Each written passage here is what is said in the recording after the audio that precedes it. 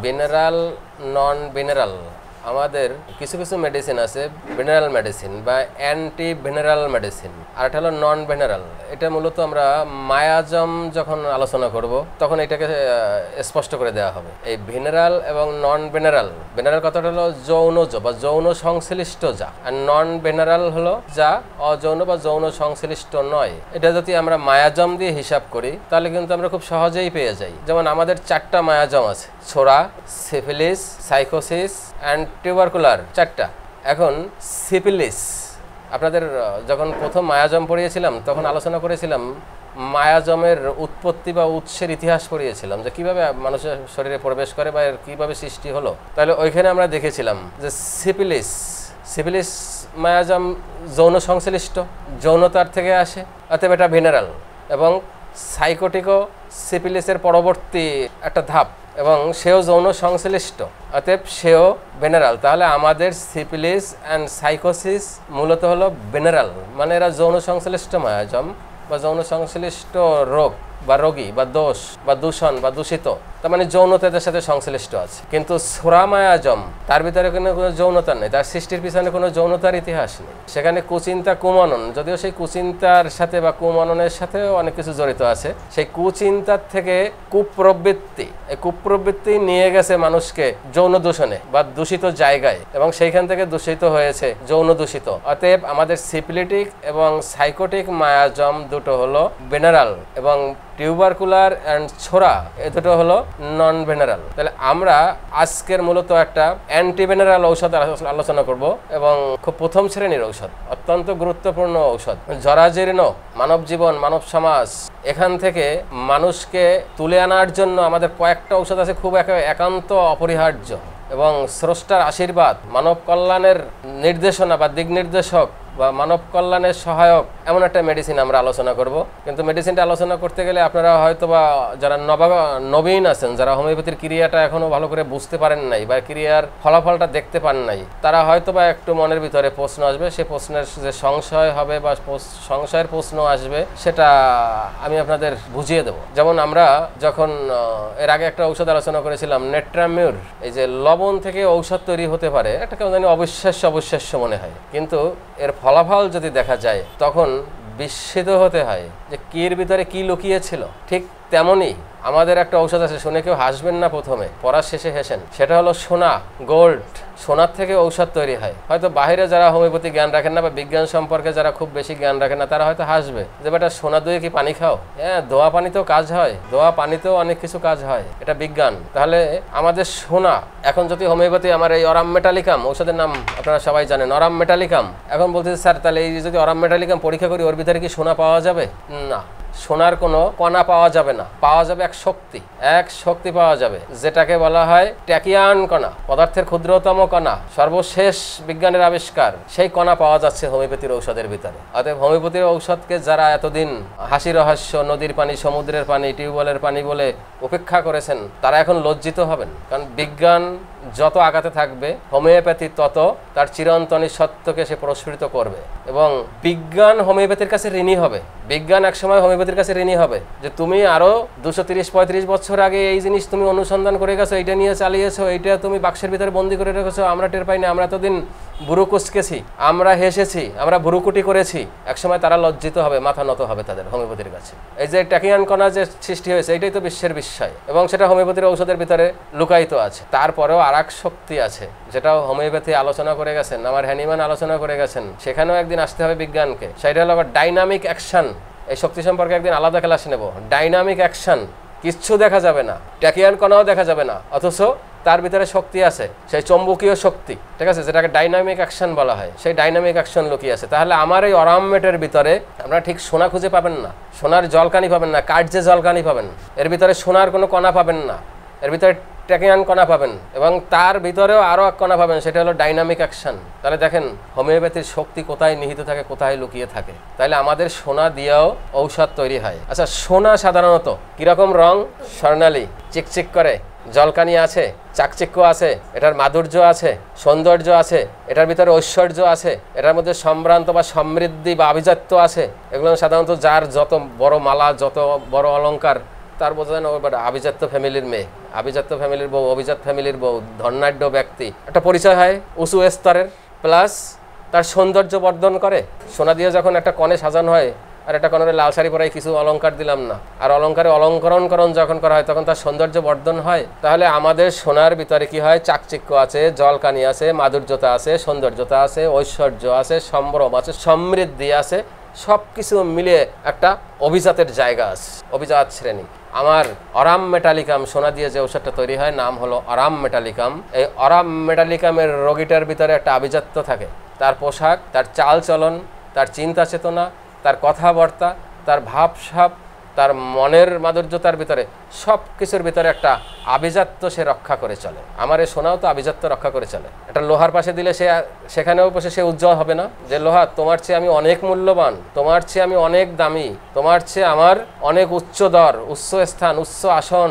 ঠিক এই সোনাটা যদি অন্যান্য মেটালের সাথে সে একটা আভিজাত্যপূর্ণ রাখে এবং 8-10টা মেটালের থেকে সে আলাদা হয় তার চাকচিক্য দিয়ে, তার আভিজাত্য দিয়ে, আমার রোগীটাও 8-10 জন রোগীর চেয়ে তার চিন্তা চেতনা, ওঠা বসা, কথা, ঠিক আছে, ভাব গম্ভীরতা, সব দিক থেকে সে একটা উচ্চ শ্রেণীর বা আভিজাত্য শ্রেণীর রোগী। ক্লিয়ার কথাটা? তাহলে যখনই এটা কি একটা সম্পদ, সোনা একটা কি একটা ধনভাণ্ডার। আর আমি যে এত সময় রোগীর যে বললাম ঐশ্বর্য, তারপরে আভিজাত্য, মাধুর্য, জলকানি, আশাবাদী, তারপরে সততা, তারপরে দায়িত্বশীল, তারপরে ধর্মানুরাগী, এগুলো কি মানুষের সম্পদ? প্রত্যেকটা চরিত্রের সম্পদ, মানুষের সবচেয়ে মূল্যবান সম্পদ এগুলো। কি কি সম্পদ? একটা মানুষে অপটিমিস্টিক থাকতে হবে, আশাবাদী থাকতে হবে, একটা মানুষের ভিতরে অনেস্টি থাকতে হবে, সততা থাকতে হবে, এটা একটা সম্পদ। একটা মানুষের আশাবাদী থাকতে হবে। আমরা ওই কোন একটা ওষুধ পড়ানোর সময় আশাবাদীর কথা বলেছিলাম না, যে মানুষ আশায় বাসা বাঁধে, আশায় মানুষ চলে, এটা চেপিয়ার। তাহলে ওইখানে আমরা আশার কথা বলে আসছিলাম যে মানুষ কতটা আশাবাদী হয়। তো মানুষ আশাও একটা সম্পদ। মানুষের ধর্ম, মনুষ্য ধর্ম, এটাও কিন্তু একটা মানুষের সম্পদ, এটা চরিত্রের একটা সম্পদ, চরিত্রের একটা অলংকার, ঠিক আছে। তারপরে আভিজাত্যবাদ, এটাও মানুষের একটা সম্পদ। মানুষের টোটাল ক্যারেক্টার, মানুষের চরিত্র, এগুলো মানুষের সবচেয়ে মূল্যবান সম্পদ। এই সোনাটাও সম্পদ, যত ম্যাটেরিয়াল আছে সেই ম্যাটেরিয়ালের ভিতরে সেও একটা সম্পদ। তাহলে এ যেমন অনেক কিছু মূল্য ধারণ করে, অনেক সম্পদ ধারণ করে, আমার অরাম মেটালিকামের রোগীর ভিতরেও তার চারিত্রিক কতগুলো সম্পদ আছে, যেগুলো আমরা বলেছি যে সে আশাবাদী প্রচণ্ড, তারপর সে আদর্শবাদী, সে সততা, সে দায়িত্বশীল, সে ধর্মানুরাগী, তারপরে সে হলো তার আভিজাত্যের যে জায়গাটা, সেই জায়গাটা সে রক্ষা করে। সবচেয়ে বড় হলো অন্যায়কে সমর্থন করে না। পরে দেখবেন আপনারা বইয়ে, আমার অরাম মেটালিকামের রোগী অন্যায়কে সমর্থন করে না। এবং ধর্মানুরাগী যে কথাটা বলছে এটা একটা ব্যাখ্যা দিতে হয়। ধর্মানুরাগ কম বেশি সবারই থাকে, কিন্তু আমাদের অরাম মেটালিকামের ছোট ছোট বাচ্চাদের থেকে আরম্ভ হয়, ছোট শিশুকাল থেকে শুরু হয়। ওই বাচ্চা, বাবা আমাকে মসজিদে নিতেই হবে, বাবা আমাকে মন্দিরে নিতেই হবে, আমি যাবই, ঠিক আছে, ওইখান থেকে তার ধর্ম অনুরাগটা শুরু হয়। তার এই ধর্ম অনুরাগটা আমাদের এই অরাম মেটালিকামের ভিতরে খুব বেশি প্রথম শ্রেণীর। ওই ছোটোবেলার থেকে নামাজ পড়া, ছোটোবেলার থেকে সততা, ছোটোবেলার থেকে চরিত্র উন্নয়ন বা চরিত্র রক্ষা করা বা নির্মাণ করা, এই জিনিসগুলো আমাদের এই অরাম মেটালিকামের খুব বেশি বেশি পরিমাণ আছে। আরেকটা কথা বলেছিলাম যে দায়িত্বশীল, এই দায়িত্বশীলতা সে ওভার, খুব বেশি দায়িত্বশীল। এই যে রেসপন্সিবিলিটি, এটা ওভার রেসপন্সিবিলিটি, যে জিনিসটা সবাই সাধারণত এড়িয়ে যায় সে এড়াতে পারে না, সে ওখানে দায়িত্ব নিয়ে কাজটা করে দেয়। বিশেষ করে আমাদের সমাজের বা সংসারের এক ধরনের সন্তানরা থাকে, অনেকে বলে প্রথম সন্তান, এটা ঠিক বলা যায় না, কারণ বাবা মা মারা গেলে বা কিছু গেলে যদি অনেকগুলো ভাই বোন থাকে বা বাবা মারা গেল, তখন দেখা যায় অনেক সময় বড় সন্তান দায়িত্বটা নেন। কিন্তু বড় সন্তানই যে নেবেন, অনেক সময় মেজও যে নিতে পারে, সেজও যে নিতে পারে। এরকম দেখবেন একজন ওভার রেসপন্সিবল একজন ব্যক্তি দাঁড়িয়ে যায় সংসারে, সে ওই ভাইদের লেখাপড়া, সংসারে খরচ, আত্মীয় স্বজনের দেখা, সব কিছুগুলো সে দায়িত্বগুলো নিয়ে নেয়। এই দায়িত্বগুলো নিজে স্বতঃস্ফূর্তভাবে নেয়, চাপিয়ে দেওয়ান, সেই লোকটাই হলো আমাদের অরাম মেটালিকা। আমাদের অরাম মেটালিকামের রোগী, তারাই অত্যন্ত দায়িত্ববান, দায়িত্বশীল, কর্তব্য পরায়ণ, এই জায়গাটায় তারা খুব স্ট্রংলি ওখানে অবস্থান নেয়। তাহলে কি এটাও একটা চরিত্রের একটা গুণ, একটা মূল্যবান গুণ। আমি যে কথাগুলো বলবো প্রত্যেকটা কথার পিছনে আপনারা মূল্যবান কথা নেন। আমার এই সোনা যেমন মূল্যবান ধাতু, পৃথিবীর সেকেন্ড ভ্যালুর পদার্থ, দ্বিতীয় মূল্যবান পদার্থ, আর একটা মূল্যবান ফার্স্টকে প্লাটিনাম প্লাটিনাম পরাবো যখন, তখন দেখবেন এর সাথে কতগুলো কি সুন্দর সাদৃশ্য আছে। সেও একটা ওইরকম উচ্চ জায়গায় থাকে, কিন্তু তার ভিতরে প্রচণ্ড অহংকার থাকে, নিজের অহংকারের জন্য অন্যকে নিকৃষ্ট দেখে। অরাম মেটালিকামের ভিতরে সেইটা নেই। পার্থক্য হলো এখানে। এবং দুইয়ের মেডিসিন খুব কাছাকাছি, একত্রে পড়াবো, খুব সুন্দর লাগবে। এর পরপরই পড়াবো হয়তো কোনো এক সময়। তাহলে আমরা টোটালিটা বুঝে গেলাম যে আমাদের সোনা যেমন মূল্যবান একটা ধাতু, আমার রোগীটাও অরাম মেটালিকামের রোগীটাও একটা চরিত্রবান ব্যক্তিত্ব। তাহলে যখনই এই সম্পদ, এটা একটা সম্পদ, এই চরিত্রে যেগুলো বললাম সেগুলো সম্পদ। যেখানে সম্পদ আছে সেখানে কি আছে? একটা নিরাপত্তাহীনতা আছে। আমি যদি কোটি কোটি টাকার মালিক হই, তখনই আমার একটা নিরাপত্তার অভাব হয়। কোন সময় মার্ডার হয়ে যায়, কোন সময় চাঁদাবাজির আন্ডারে পড়ে যায়, কোন সময় অমুকের চোখে পড়ে যায়, কোন সময় চুরি হয়, কোন জায়গায় ডাকাতি হয়, এরকম একটা জায়গা হবে না? জায়গা তৈরি হবে। তো যেখানে মূল্যবান বা সম্পদের কথা আছে সেইখানে একটা নিরাপত্তাহীনতা আছে। আমাদের অরাম মেটালিকাম ঔষধটা আপনারা পড়ে দেখবেন, তার ভিতরে তিনটা ভয় খুব বেশি থাকে। একটা ভয় হলো মর্যাদা হারাবার ভয়।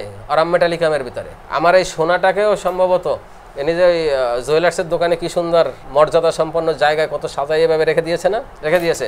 সেও একটা আত্মমর্যাদায়, আত্ম অহংকারের জায়গায় সে ওখানে অবস্থান করছে সে। এবং ওইখানে বসেও মনে হয় সম্ভবত করে যে 1,20,000 টাকা মনে এখন বড়ি না 15,000, যে আমার যেন দর পতন না ঘটে। প্রত্যেকটা পৃথিবীর জিনিস মানুষের ভিতরে আছে, যেন আমার অবমূল্যায়ন না হয়। মানুষের ভিতরে চরিত্রটাই আছে না? আমার অরাম মেটালিকামের ভিতরে সবসময় আছে যে আমার যে গুণ, আমার যে ধ্যান, আমার যে জ্ঞান, আমার যে অবস্থান, আমার যে আভিজাত্য, এখান থেকে যেন আমার পতন না ঘটে, মূল্যহ্রাস।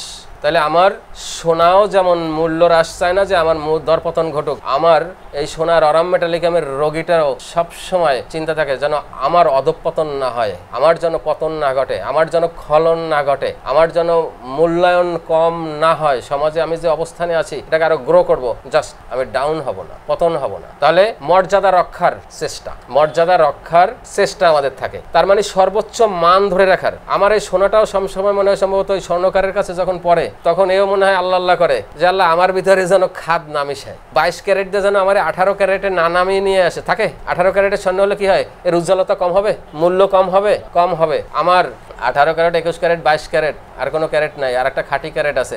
সেদিন পোস্টের ভিতরে বলছিলাম 91.6 পিওর গোল্ড। এই কথাটার ভিতরে কিন্তু একটু অসামঞ্জস্য রয়েছে, সেটা ভাঙিয়ে দেই। কারণ আবার এই ছাত্রছাত্রীদের ভিতরে অনেক সোনা ব্যবসায়ী থাকতে পারেন, বুঝতে পারেন, তখন বলতে পারে স্যারের তথ্যটা ভুল। সোনা মূল খাঁটি সোনা হয় 99.99, তার মানে 99.99 হলো খাঁটি সোনা। সেই সোনাটা কিন্তু এইটা না, সেটা হলো বার। সোনার যে বারগুলো আমরা পাই বিস্কিট, ঠিক আছে, ওইগুলো হলো ওই 99.99, ওইটা হলো খাঁটি। কিন্তু যখনই অলংকার বানানো হবে তখন এখানে কিছু খাদ মিশাতেই হবে। খাদ না মিশাইতে হলে সোনার নমনীয়তাটা কোমল হয় না। একটু নমনীয় করার জন্যই খাদটা মিশানো হয়। এই খাদের পরিমাণের উপরে নির্ভর করে ক্যারেট। তার মানে যেটা 18 ক্যারেট সম্ভবত আমার যতটুকু জানা যে 75% সোনা আর বাকিটা খাদ, ওইটা হয় 18 ক্যারেট। আর যেটা 90% হয় ওইটা 24 ক্যারেট। তা যাই হোক, তাহলে সোনা ও সম্ভবত যে আমার ভিতরে ভেজাল মিশিও না, আমার উজ্জ্বলতা নষ্ট হবে, আমার ভিতর আমার মর্যাদার হানি হবে, আমার ভিতরে ক্যারেট মিশিও না। আমার অরাম মেটালিকামের রোগীটার ভিতরেও সবসময় উনি সতর্ক থাকেন এবং প্রসেসটা থাকে। সবচেয়ে প্রসেসটা আমরা সেন্ট্রাল সেশন দেই, প্রতিটা মেডিসিনের একটা সেন্ট্রাল সেশন দেই, এটারও দেবো। অরাম মেটালিকামের প্রথম সেন্ট্রাল সেশন হলো সর্বোচ্চ মান নিয়ন্ত্রণের প্রচেষ্টা। কথাটা মনে রাখেন। আপনাদের এই যে শীট আছে, এই শীটের ভিতরে দেখেন এখানে একটা লেখা আছে কেন্দ্র থেকে পরিধি। প্রত্যেকটা মেডিসিনের আমরা কেন্দ্র থেকে পরিধির দিকে নিয়ে যাচ্ছি, যে কোথা থেকে কেন্দ্র শুরু হলো এবং ওখান থেকে আস্তে আস্তে পরিধি বিস্তার লাভ করলো। তাহলে কেন্দ্র থেকে শুরু হবে, দিয়ে আস্তে আস্তে অনেক লক্ষণ সৃষ্টি হয়ে পরিধির দিকে ব্যাপকতা সৃষ্টি করবে। এই জন্য আমরা প্রত্যেকটা মেডিসিনের মূল জায়গাটা খুঁজি, একদম কোথা থেকে শুরু হয়েছে, সেটা হলো আমাদের কেন্দ্র বা সেন্ট্রাল, তারপরে বাহির হলো পরিধি। তাহলে আমাদের অরাম মেটালিকামের কেন্দ্রস্থল বা কেন্দ্র বিন্দুটা হবে সর্বোচ্চ মান নিয়ন্ত্রণের প্রচেষ্টা।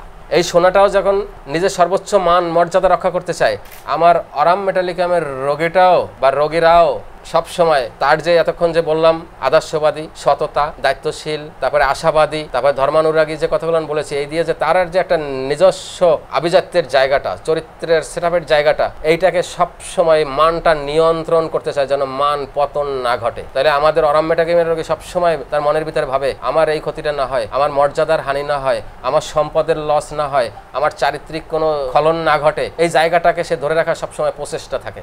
ওই যে একটু আগে বললাম যে সংসারের দায়িত্বশীল যে ছেলেটা, সেও চিন্তা করে যে না, আমার যে কর্তব্য, আমার যে দায়িত্ব, আমার যে মান, আমার যে মর্যাদা, আমার যে চিন্তা চেতনা, আমার যে টোটাল চারিত্রিক সম্পদ, এখান থেকে যেন আমার পতন না ঘটে। অতএব আমার দায়িত্ব পালন করতে হবে। আত্মীয়র, ভাই বোন, মা বাবার যারা বাকি থেকে গেল অবশ্যই তাদের দায়িত্বটা সে নেয়। এই জন্য আমাদের অরাম মেটালিকাম অত্যন্ত দায়িত্বশীল, ঠিক আছে, অত্যন্ত দায়িত্বশীল, শুধু দায়িত্বশীল না, অত্যন্ত রেসপন্সিবিলিটি তার খুব বেশি, ওভার, যেটা বলেছি। তাহলে আমরা মূল জায়গাটা তাহলে পেয়ে গেলাম যে আমাদের অরাম মেটালিকামের মূল জায়গাটা হলো সর্বোচ্চ মান নিয়ন্ত্রণের চেষ্টা। এবং যখনই মান থাকবে, সম্পদ থাকবে, মূল্য থাকবে, সেখানে সেটা লস হওয়ার একটা আশঙ্কা থাকবে না, আশঙ্কা থাকবে। সেইখানেই বলেছি যে নিরাপত্তাহীনতায় সে কিছু ভোগে। আর সেই নিরাপত্তার ভিতরে যে আমার কি আসলে আমার মর্যাদা হারাবো কিনা, আমার ধন সম্পদ নষ্ট হয়ে যাবে কিনা, আমার ধন সম্পদ চুরি ডাকাতি হবে কিনা, আমি কি গরিব হয়ে যাব কিনা, এই চিন্তা ভাবনা গুলান তার ভিতরে থাকে। ওই ব্রাইনিয়ার মতো, ব্রাইনিয়ার সবসময় মনে করে যে আমি গরিব হয়ে যাব, আমার সম্পদ হারিয়ে যাবে, আমার ব্যবসায় লস হবে। অরাম মেটালিকাম চিন্তা করে, তার ব্যবসার চেয়ে চিন্তা করে আমার এই ঐশ্বর্য, আমার এই ধন সম্পদ, আমার এই মান, আমার এই চারিত্রিক সম্পদ নষ্ট হবে কিনা, এর একটা সংশয়ের ভিতরে সবসময় থাকে, আশঙ্কার ভিতরে থাকে। তাহলে আমরা প্রথম ভয়টা কি বলেছিলাম? তাহলে প্রথম সেন্সেশনটা কি আছে সবার মনে থাকবে? সর্বোচ্চ মান নিয়ন্ত্রণের প্রচেষ্টা। তারপরের ধাপটাই কি আসবে? যখনই মান নিয়ন্ত্রণের প্রচেষ্টা থাকবে তখনই আসবে নিরাপত্তাহীনতা, যে আসলে সংশয়ে, আশঙ্কা, কখন খলন হয়ে যাবে, কখন লস হয়ে যাবে, এইখান থেকে শুরু হয়। সেইখান থেকে সৃষ্টি হয় ভয়। এবং তিনটা ভয়ের কথা বলেছি, অনেকগুলো ভয় আছে, তিনটা ভয়। তার প্রথম একটা হলো মর্যাদা হারাবার ভয়, খেয়াল করেন, মর্যাদা হারাবার ভয়। দ্বিতীয় ভয়টাই হলো চোর ডাকাত দস্যুর ভয়। এই সোনাটা গায়ে দিয়ে যখন অলঙ্কৃত করে আপনারা বাহিরে বের হন, মনের মধ্যে একটা আশঙ্কা থাকে সবসময় যে আল্লাহ ছিনতাইকারীর কবলে পড়বো কিনা, থাকে। এই সোনাটা যখন বাড়িতে রেখে যান বা ব্যাগের ভিতরে রাখেন, বাজার থেকে কিনে তো বাড়ি পর্যন্ত যেতে যেতেই অনেক টেনশন হয়ে যাবে যে সোনাটা কি বাড়ি পর্যন্ত নিয়ে যাবো, ছিনতাই হবে না চুরি হবে না ডাকাতিতে ধরবে নাকি হারাবে। এবং আমাদের যতগুলো জিনিস হারায় তার ভিতরে সোনা একটা। মহিলাদের এই নাকের তা কানের এগুলো হারাতেই থাকে, প্রায় হারায় না, হারিয়ে যায়। আমার হারানোর ভয় এই সোনারও সম্ভবত আছে, যে আমি মূল্যবান জিনিস আমি কোথায় না কোথায় হারিয়ে যাই, কোথায় না কোথায় চুরি হয়ে যায়, কার না কার হাতে হস্তান্তর হয়ে যায়। আমার অরাম মেটালিকামের রোগীটারও প্রথম ভয় হলো মর্যাদা হারাবার, দ্বিতীয় হলো চোর ডাকাত দস্যুর ভয়, 3 নাম্বার হলো হারিয়ে যাবার ভয়। হারিয়ে যাবার ভয় অরাম মেটালিকামের বাচ্চাদের, না আমিও দোকানে যাবো না, আমি চিনে আসতে পারবো না, আমি মনে হারিয়ে যাবো। বড়দের মনে মনে আমি যে রওনা দিয়েছি ঢাকা আছে বা চিটাগাং বা অমুক দূরে যাবো, আমি কি হারাই যাবো না ফিরে আসতে পারবো, এই হারিয়ে যাবার ভয়টা থাকে তার ভিতরে। তাহলে কি বেসিক সিমিলারিটি, আমি সবসময় বেসিক সিমিলারিটি ধরি। আপনাদের ঔষধ কিন্তু পড়াচ্ছি না, ঔষধ প্রত্যেকটা মেডিসিনের 4টা করে ভিডিও লাগবে, 4টা করে ক্লাস লাগবে। আমি প্রথম একটা সামান্য ভূমিকায় আলোচনা দিয়ে যাচ্ছি। তাহলে বেসিক সিমিলারিটি আমি আগে পড়াচ্ছি আপনাদের সবসময়, যে একেবারে সরাসরি এই হার্বস বা ড্রাগ যেটাকে বলি, ভেষজ বা হার্বস, এই হার্বসের সাথে আমার রোগীর সরাসরি কি সাদৃশ্য আছে বা কি সিমিলারিটি আছে সেইটা কিন্তু আপনাদের পড়াচ্ছি বা সেইটা বোঝাচ্ছি। এরপরে আমি প্রত্যেকটা মেডিসিন সম্পর্কে বাকি ক্লাসগুলো নেব, লক্ষণ ভিত্তিক, রেপার্টরি ভিত্তিক। ক্লিয়ার? তাহলে 3টা ভয় পেয়েছি আমরা। চোর ডাকাতের ভয় বা চুরি হওয়ার ভয় থাকে, চুরি হওয়ার দস্যুতার ভয় থাকে, হারিয়ে যাওয়ার ভয় থাকে, আর মর্যাদা হারাবার ভয় থাকে। 3টা ভয় তার ভিতরে সবসময় আসে। কোথা থেকে ভয়টা সৃষ্টি হলো? নিরাপত্তাহীনতা থেকে। নিরাপত্তাহীন কখন হলো?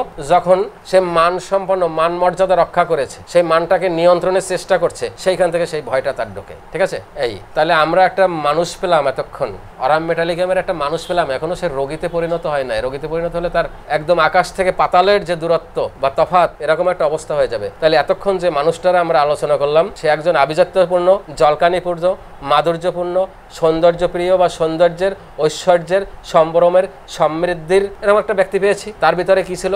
অপটিমিস্টিক, আশাবাদী ছিল, ঠিক আছে, আইডিয়ালিস্টিক ছিল, আদর্শ ছিল, অনেস্টি ছিল, সততা ছিল, রেসপন্সিবিলিটি ছিল, দায়িত্বশীল ছিল, তারপরে রিলিজিয়াস অ্যাফেকশন, ধর্মীয় অনুরাগ যেটা, সেটা ছিল। তাহলে এত কিছুর ভিতরে এত গুণসম্পন্ন লোক, একটা সুন্দর লোক, তাহলে বুঝতে হবে তাহলে এর রোগীটা কোথায়? স্যার এত সুন্দর মানুষটার রোগী কোথায়? এই সুন্দর মানুষটার পিছনে, এইটার ভিতরে যেমন আমি যদি একজন দুর্নীতিবাজ স্বর্ণকারের কাছে দিয়ে আসি যে আমার এইটাকে, হাড়টাকে ভেঙে আমাকে দুটো দুল বানিয়ে দাও, ওই দুর্নীতিবাজ কি করবে? এর ভিতরে পয়জন ঢুকাবে, খাদ ঢুকাবে না? তখন এই উজ্জ্বলতা থাকবে? এর চরিত্র, এই মূল্য, এই দাম, এই জলকানি থাকবে? থাকবে না। তাহলে আমার রোগীটাও সে স্বাভাবিক যখন মানুষ ছিল, এই এতগুলো গুণে গুণান্বিত ছিল, এটাই ছিল তার ঐশ্বর্য, এটাই ছিল তার সম্পদ। হঠাৎ করে তার শরীরের ভিতরে ঢুকে যায় এক পয়জন। সেই পয়জনের নাম হলো সিফিলিস। সিফিলিস, এই সিফিলিসকে সরাতে যে হয়তো ঢুকেছে পারদ। আপনারা প্রায় বইয়ে লেখেন যে পারদ দুষ্ট, পারদ দুষ্ট। অনেক ছেলেমেয়েরা ডাক্তারি জীবন শেষ করে দিয়েছেন, অনেকে পারদ দুষ্ট পড়েছে। পারদ দুষ্টটা কি এটা জানেন না। কোথা থেকে ঢুকলো, কিভাবে ঢুকলো, কি পারদ? যে পারদ তো পাওয়া যায় থার্মোমিটারের ভিতরে, ও কি তো আমি কোনোদিন খাই না, আমি দুষ্ট হলাম কোন জায়গা থেকে? এরকম একটা প্রশ্ন আসতে পারে আপনাদের। আমাদের অসংখ্য ঔষধের ভিতরে পারদ কেমিক্যালস আছে, বিশেষ করে আয়ুর্বেদিক কবিরাজি সাধনা, ঠিক আছে, এই সমস্ত যে ঔষধগুলো যার ভিতরে আছে, অ্যালোপ্যাথি ঔষধের ভিতরেও আছে, বিশেষ করে অ্যান্টিসিপিলিটিক মেডিসিন এর ভিতরে আছে। প্লাস আমরা যে বিভিন্ন ভেজিটেবল মার্কারি বলতে একটা কথা আছে, ভেজিটেবল মার্কারি, যারা পডোফাইলাম পড়েছেন, ভালো বই পড়েছেন, ওইখানে এই কথাটা লেখা আছে, ভেজিটেবল মার্কারি দুষ্ট। তার মানে কি, যে সমস্ত উদ্ভিদ, গাছপালা, লতাপাতা, শাকসবজি, ফলমূলের ভিতরেও কিছু কিছু পারদের অস্তিত্ব আছে, সেখান থেকেও আমি বিষাক্ত হতে পারি, বাইরের বিভিন্ন ঔষধের দ্বারা আমি বিষাক্ত হতে পারি। আর কিছু লাগবে না, একজন হোমিওপ্যাথের হাতে একটা আমাশার রোগী পড়েছে, মার্কসাল খাওয়াই খাওয়াই বা বাচ্চার মুখে লালা পড়েছে, খাওয়াইতে খাওয়াইতে পারদ ঢুকিয়ে দিয়েছে তার শরীরের ভিতরে, ওভার পারে না? অবশ্যই পারে। আমার পডোফাইলামের ভিতরে পারদের অস্তিত্ব আছে,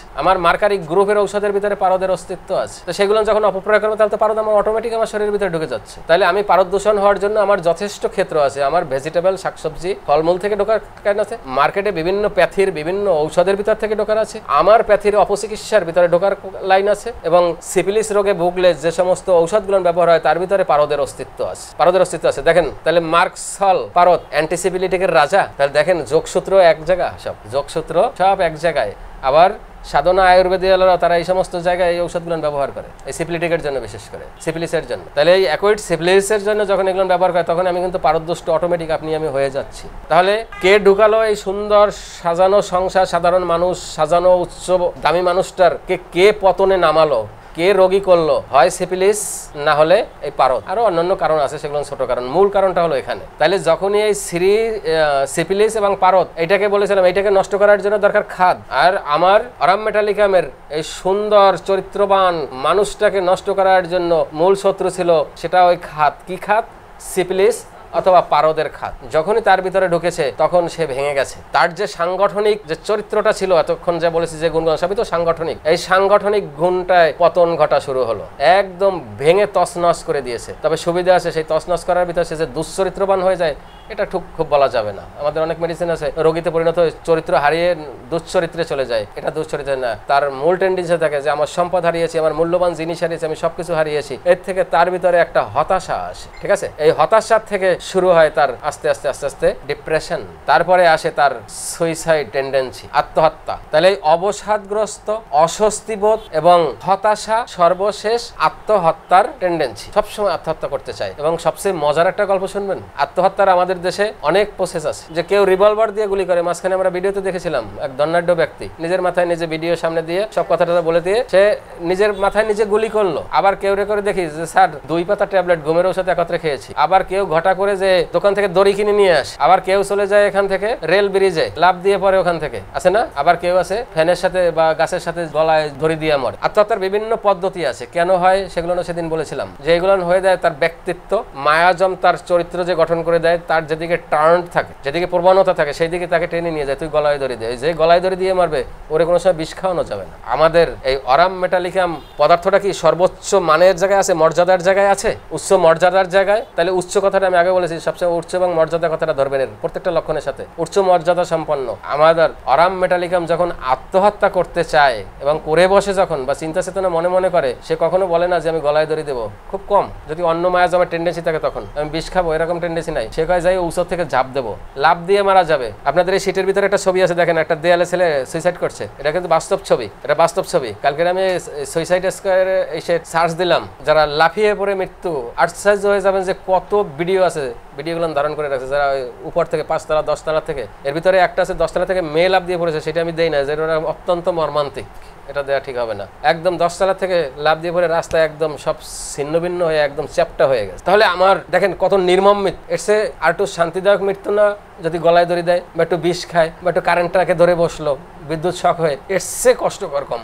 অথচ সে তা পারবে না, সেই উপর থেকে লাফ দিয়া একদম নিজে যে ভেঙে ফেলবে, নিজেকে সংগঠন ভেঙে সম্পূর্ণ ডিস্ট্রয় করে দিবে, বিচ্ছিন্ন করে ফেলবে, বিকৃত করবে নিজেকে। তার মানে দেখেন সেখানে কি উচ্চ থেকে পতন, এটা যে আমি বলেছিলাম যে এর একটা মর্যাদা আছে, উচ্চ থেকে দরপতন না ঘটে, ঠিক আছে? ঠিক এর বিপরীত জিনিসটা যায় সেই ঘটনাটা ঘটায়, সেই উঁচু অবস্থান থেকে নিচু, মান মর্যাদায় উঁচু অবস্থান থেকে যেমন নিচু আসতে চাচ্ছিল না, এখানে মরার সময়ও সেই উঁচু জায়গাটা বেছে নেয় যে না, ওই গরিবই মরবো না, গলায় দড়ি দেবো না, মরলে ভালো করে মরবো, 10 তলাতে লাভ দেবো। তার মানে সোজা কথাটা হলো তার আত্মহত্যার টেন্ডেন্সি সবসময় ভাবে আমি লাভ দিয়ে মারা যাবো, এবং ঘটনা ঘটায়ও তাই, সে লাভ দিয়ে আত্মহত্যা করে। একটা একটা জায়গায় একটু খারাপ হয়, ওই যে বললাম যে চরিত্রের অধপতন হলে তো অনেক কিছু হয় রোগের কারণে, এর একটা জায়গায় সামান্য অধপতন জায়গা, তো সেটাকে খুব দোষণীয় ভাবে নেওয়া যাবে না। সেটা হলো নিম্ফোম্যানিয়া। আপনাদের ম্যানিয়া পড়িয়েছিলাম, 30টা না 35টা ম্যানিয়া দিয়েছিলাম। ওইখানে একটা কথা আছে নিম্ফোম্যানিয়া, NYMPHOMANIA, নিম্ফোম্যানিয়া। আজকে আবার মিলিয়ে দেখবেন সেই শীটের ভিতরে আছে। কি সেই নিম্ফোম্যানিয়া মনে আছে?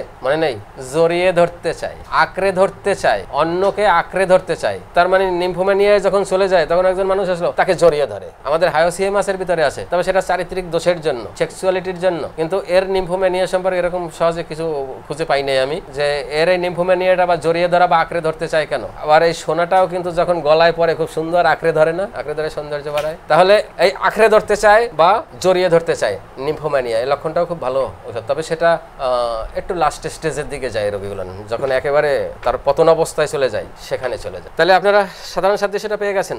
তাহলে আমাদের যে বেসিক কথাটা প্রথম দিয়ে শুরু করেছি, যে বেসিক সিমিলারিটি যেগুলো দিলাম, এগুলো বেসিক সিমিলারিটি। এর চেয়ে একদম আরো সরাসরি কতগুলো বেসিক সিমিলারিটি আছে আমার এই সোনার সাথে রোগীর সাথে। সেটা হলো আমার যে হার্বস বলেছিলাম, যেটা হলো হার্বস বা ড্রাগ।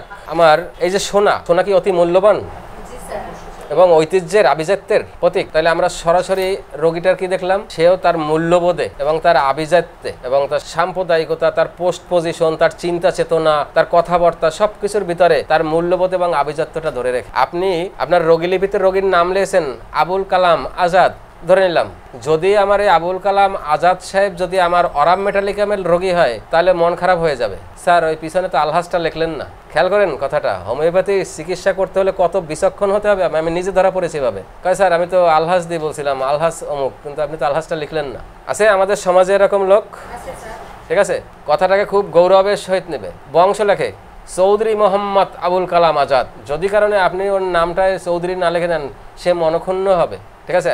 এটাও শেখ মোহাম্মদ আবুল কালাম আজাদ, যদি কোনো কারণে শেখটা না বসে মনক্ষুণ্ণ হয়ে যাবে। সব শেখরা না কিন্তু, আবার সব চৌধুরীকে নিয়েন না। যারা অরাম মেটালিকামের শেখ চৌধুরী, তাদের পিছনের ওই আভিজাত্যের জন্য ওটাকে সে বসিয়ে রাখে।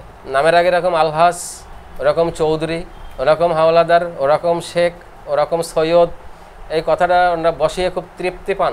যদি এখানে কোনো কারণে না বসিয়ে দেন, তাহলেই উনি মনক্ষুণ্ণ হবেন।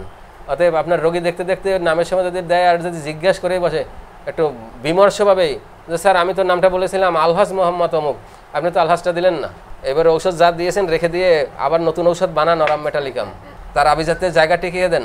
সে চাচ্ছে সোনা, তা আপনি রূপো দিবেন কেন, বা লোহার ফেরামেট দিবেন কেন? তাকে গোল্ডই দিতে হবে। তাহলে একটু সতর্ক হয়েই হোমিওপ্যাথি ডাক্তারি করতে হবে। তাহলে কি বলেছি, সোনা যেমন মূল্যবান, আমার রোগীও মূল্যবান, এবং তার আভিজাত্যের জায়গাটা সে রক্ষা করে। আমার সোনাও তার আভিজাত্যের জায়গা রক্ষা করে চলে। 2 নম্বরে, এই সোনাটা কি সবার প্রিয়? নারীদের কাছে বেশি প্রিয় না? সারাদিন ঝগড়াঝাটি করে আবার বিকেলে যদি একটু দেওয়া যায় যে তোমার জন্য এটি নিয়েছি, তাহলে রাগারাগি অভিমান সব শেষ, আর রাগারাগি সব শেষ, ভুলে যান। তাহলে আপনার দুঃখ কষ্ট মান অপমান যদি সকালবেলায় হয়ে থাকে, বিকেলে আবার একটা হার নিয়ে আসে, সব ভুলে যান, হাসিতে উজ্জ্বল হয়ে ওঠেন। এই সোনা যেমন উজ্জ্বল, আপনিও উজ্জ্বল হয়ে ওঠেন। এবার পরে পরে কত রকমের ঢং সং যে দিবেন, রং সং দিবেন, ভাবসাপ দিবেন, তার তো আর চিন্তা চেতনা অভাব নেই। তার মানে আপনাকে আলোকিত করে দিল, আপনাকে উজ্জ্বল করে দিল। আমার রোগীটা হচ্ছে চারিত্রিক গুণগণে, তার ওই ঐতিহ্যে, তার মূল্যবোধের জায়গায় সেও রকম অলঙ্কৃত এবং সেও রকম উজ্জ্বল থাকে।